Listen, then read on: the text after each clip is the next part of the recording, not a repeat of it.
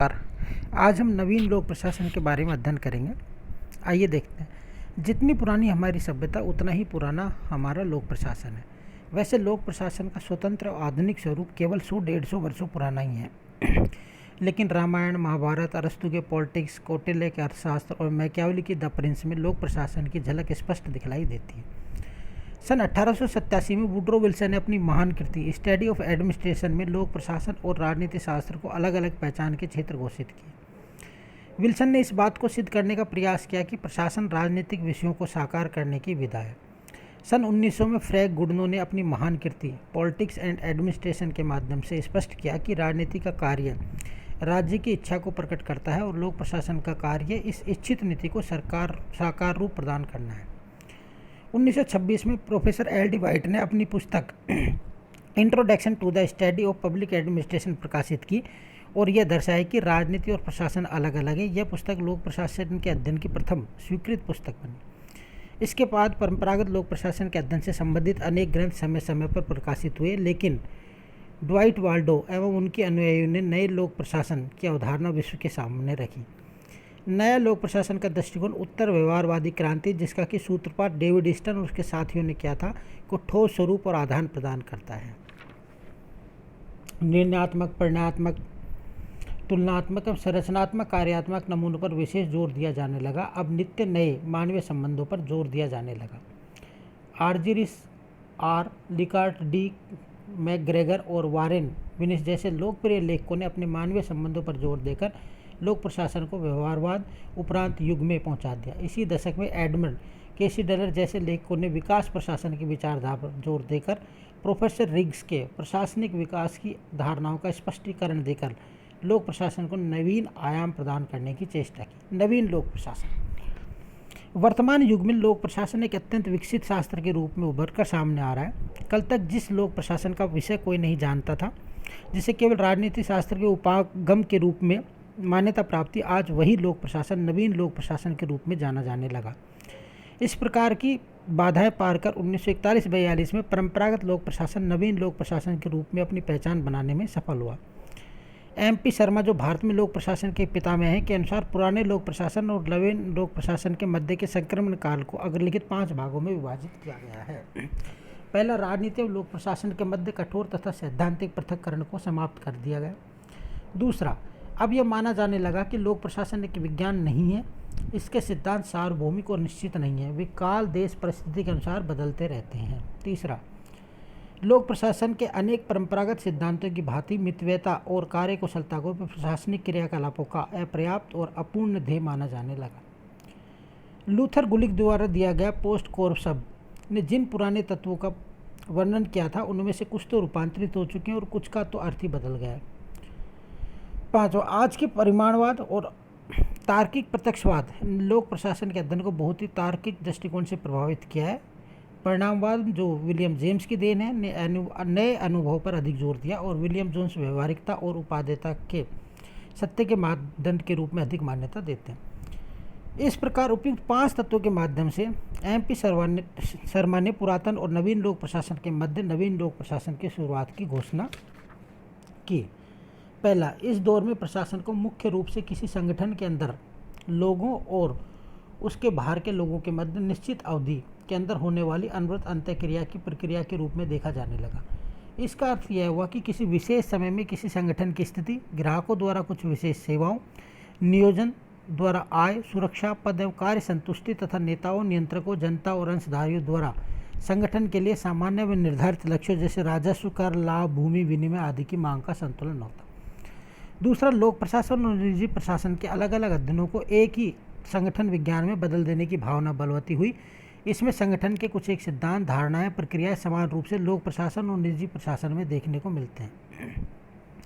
तुलनात्मक अध्ययन का क्षेत्र बहुत अधिक विस्तृत हुआ। इसको बढ़ावा देने में प्रणालियों तथा व्यवहार आश्रित दृष्टिकोणों के लगातार बढ़ते प्रयोग से विविध सामाजिक परिस्थितियों और वातावरण के कारण बढ़ावा और प्रोत्साहन मिला। कंप्यूटर युग की शुरुआत के साथ कंप्यूटरों और दूसरे यंत्रों की मदद से मानव मस्तिष्क की निर्णय करने वाली तथा समस्याओं के समाधान में आने वाली अनेक प्रक्रियाओं को समझने और उन्हें व्यवहारिक तौर पर काम में लेने की सोच उल्लेखित हुई। नए लोक प्रशासन को ठोस आधार सन 1968 में मिला। संयुक्त राज्य अमेरिका के मिनोब्रुक शहर में 1968 में एक सम्मेलन बुलाया गया जिसका नाम मिनोब्रुक सम्मेलन रखा गया। इस सम्मेलन के विषयों, चर्चाओं और वार्ताओं ने नवीन लोक प्रशासन की अवधारणा को एक ठोस आधार प्रदान किया। इस सम्मेलन में भावी लोक प्रशासन का क्षेत्र, विषय और संभावनाओं पर खुलकर चर्चा हुई और यह बात सामने आई कि निश्चय ही पुरातन लोक प्रशासन के दिन लद गए और नवीन लोक प्रशासन सहने पुरातन लोक प्रशासन का स्थान लेगा। 1968 से पूर्व संयुक्त राज्य अमेरिका में 1967 में लोक सेवा के लिए उच्चतर शिक्षा पर हैवी रिपोर्ट प्रकाशित हुई जिसमें नवीन लोक प्रशासन की महत्ता पर जोर दिया गया। मिनोब्रुक सम्मेलन के निष्कर्षों की पृष्ठभूमि में सन 1971 में फ्रैंक मोरेनी की पुस्तक towards a new public administration the Minnowbrook perspective प्रकाशित हुई। इस पुस्तक ने नवीन लोक प्रशासन को एक ठोस आधार प्रदान करने में महत्वपूर्ण भूमिका निभाई। रॉबर्ट ने उस पुस्तक में नवीन लोक प्रशासन की धारणा को सुदृढ़ता प्रदान करते हुए इसकी 5 विशेषताओं का उल्लेख किया जो निम्न प्रकार है। पहला, नवीन लोक प्रशासन की यह सुनिश्चित धारणा है कि मानव संपूर्ण बनने के लिए प्रयासरत है और उसे संपूर्ण बनने की अपार क्षमताएं हैं। उत्पादन क्षमता में विकास कर उत्पादन को बढ़ाया जा सकता है जबकि उत्पादन स्थिर तत्व नहीं है। दूसरा, मानव की सहज प्रवृत्ति के अनुसार सब कुछ संभव है। विकास या प्रगति मानव का सहज स्वभाव है। संस्थानों में अभूतपूर्व प्रगति की गुंजाइश है। तीसरा, सामाजिक न्याय सोशल जस्टिस की धारणा को नया लोक प्रशासन महत्व देता है। नवीन लोक प्रशासन ये मानता है कि सामाजिक न्याय की धारणा के माध्यम से मानवीय समाज का अधिक विकास कर सकते हैं। लोक प्रशासन का मुख्य ध्येय सामाजिक न्याय की स्थापना हो यह नवीन लोक प्रशासन का मुख्य आधार बिंदु है। पूर्व में लोक प्रशासन सामाजिक न्याय की अवहेलना कर अपने परंपरागत रूप में ही कार्य करना बेहतर समझता था। कार्यकुशलता, न्यूनतम व्यय आदि का सहारा लेकर पुरातन लोक प्रशासन सामाजिक न्याय को कम ही महत्व देता था। सामाजिक न्याय की इस नवीन धारणा ने समाज के दुर्बल, अक्षम, बेरोजगार, निर्धन, रोगी और पिछड़े वर्ग के विकास हेतु सुविधाएं जुटाने का साहस दिखाया है। चौथा, नवीन लोक प्रशासन संबंधात्मक है। इसमें ग्राहक केंद्रित दृष्टिकोण पर अधिक जोर दिया जाता है। नागरिकों को सभी सूचनाएं प्राप्त करने का अधिकार होना चाहिए। नागरिकों को क्या चाहिए, कब चाहिए, कैसे चाहिए और किस मात्रा में चाहिए आदि बातों पर नवीन लोक प्रशासन बहुत अधिक जोर देता है। वास्तव में लोक प्रशासन में अपार क्षमता और संभावनाएं जिसके माध्यम से ये राजनीति को बदल सकता है और स्वयं फ्रांस की सिविल सेवा की तरह राजनीति से अछूता भी रह सकता है। इस बात पर आज का नवीन लोक प्रशासन बल देता है। पांचवा, नवीन लोक प्रशासन राजनीति और नागरिकों की सोच में बदलाव लाकर नवीनता का संचार करने में सक्षम है। नवीन लोक प्रशासन की जो धारणा विकसित हो रही है वैसे इसमें अनेक विसंगतियां और विरोधाभास हैं जो आने वाले समय में दूर हो सकती है। नया लोक प्रशासन मोटे रूप से निम्नलिखित विशेषताओं को अपने में समेटे हुए है। पहला, नवीन लोक प्रशासन संगठन में मानवीय व्यवहार एवं मानवीय संबंधों को उनकी यांत्रिकता की अपेक्षा अधिक महत्वपूर्ण मानता है। दूसरा, नवीन लोक प्रशासन निजी प्रशासन को लोक प्रशासन के माध्यम से अंतर को नहीं मानता है। वह यह मान्यता है कि निजी प्रशासन और लोक प्रशासन दोनों एक दूसरे के सिद्धांतों और गुणों को अपना लिया है और वे एक दूसरे में समाहित होते चले आ रहे हैं। वास्तव में देखा जाए तो वे एक दूसरे के पूरक भी बन रहे हैं। तभी तो हैदराबाद स्थित एडमिनिस्ट्रेटिव स्टाफ कॉलेज में निजी और लोक प्रशासन दोनों ही के प्रशासकों को एक साथ बुलाया जाता है।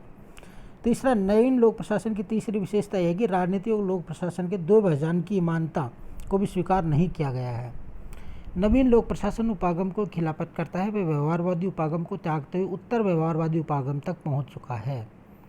पांचवा, नवीन लोक प्रशासन पारिस्थितिकी इकोलॉजिकल के अध्ययन पर अधिक बल देता है। इसी प्रकार यह पर्यावरण के अध्ययन पर भी बल देता है। वह लोक प्रशासन का एक सर्वव्यापी और पूर्ण विज्ञान है कि दावे में विश्वास नहीं करता। वह तो यहाँ तक कहता है कि लोक प्रशासन के कुछ एक सिद्धांत विज्ञान की कसौटी पर खरे नहीं उतरते हैं।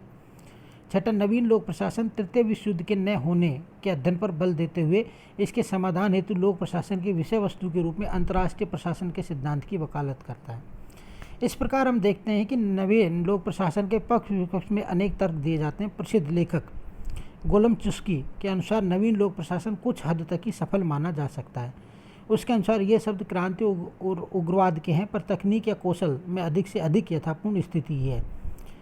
सुप्रसिद्ध लेखक कैम्पबेल नवीन लोक प्रशासन को पुराने लोक प्रशासन से भिन्न केवल इस बात में मानता है कि वह अन्य युगों की अपेक्षा एक भिन्न प्रकार की सामाजिक समस्याओं के प्रति सहानुभूतिपूर्ण है। निग्रो एंड निग्रो के अनुसार स्पष्टता नवीन लोक प्रशासन के अनुयायियों ने रचनात्मक वाद विवाद को जन्म दिया है और वो प्रशासन के सकारात्मक एवं नैतिक उद्देश्यों पर जोर देते हैं। उसका स्थायी प्रभाव पड़ेगा। जब से नवीन लोक प्रशासन का जन्म हुआ है, मूल्य व नैतिकता के प्रश्न लोक प्रशासन में मुख्य रहे हैं।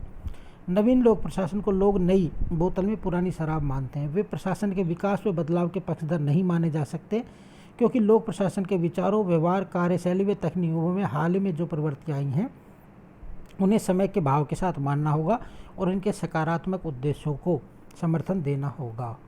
Thank you.